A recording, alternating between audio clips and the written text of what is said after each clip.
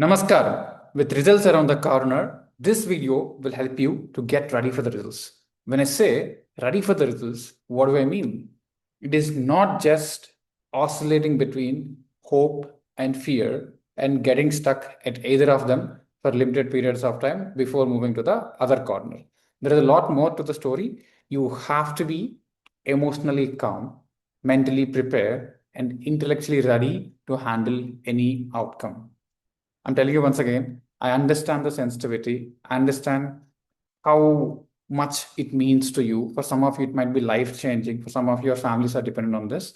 But having said this, since it is a 10% pass percent exam, it is important for you to be completely ready. So you have to be emotionally calm, mentally prepared, and intellectually ready to handle any outcome, not just the outcome which you are thinking. So if you're expecting a positive outcome, if you're not ready, you cannot handle a negative outcome.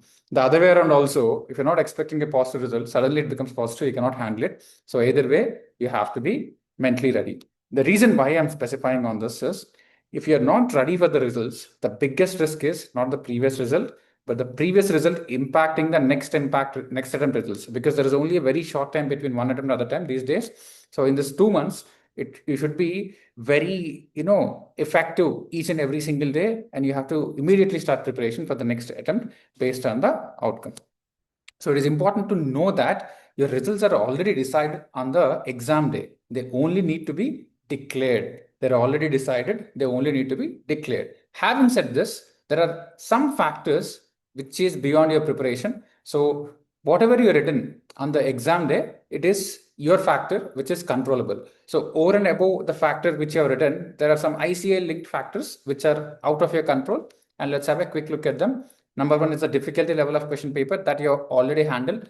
That is sorted. What you do not know is the stringency level of the evaluation and the pass percent of the particular attempt. So these two are uncontrollable factors. When I say this, there is a chance of your result oscillating from the lowest in a particular segment, which is around 9% to 30+%. So when you're on average low, so when you can fall in a bracket between 10% to 30%, of course, the pass percent would impact you getting 145 versus 155. But the thing is, this is not in your control. So please do not worry too much about things which are not in your control.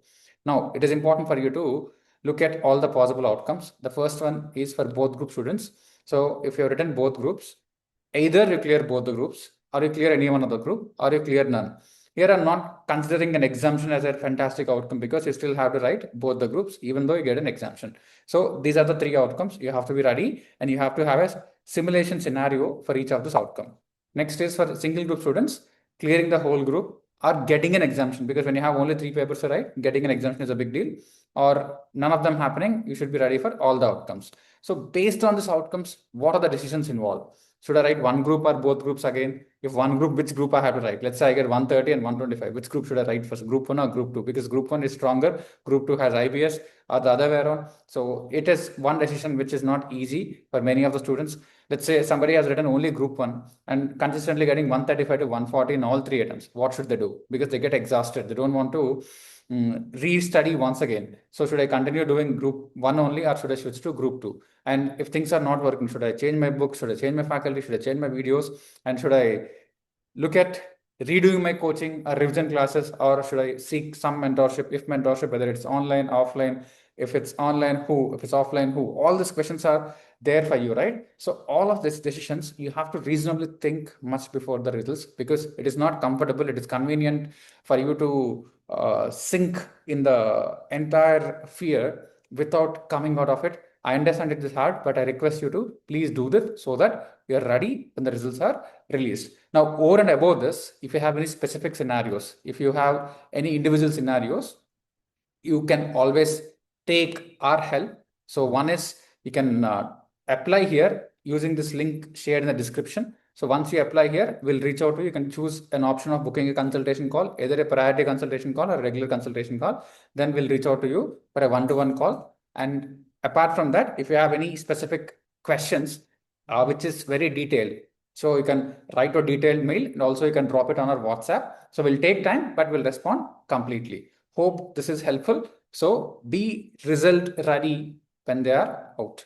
And most importantly, I would say much before they're out, most importantly, I want to wish you all the very best from the bottom of my heart, from behalf of the entire team of HLS. I want you to see you success, and anything happening not within the possible range or the anticipated outcome, do not worry.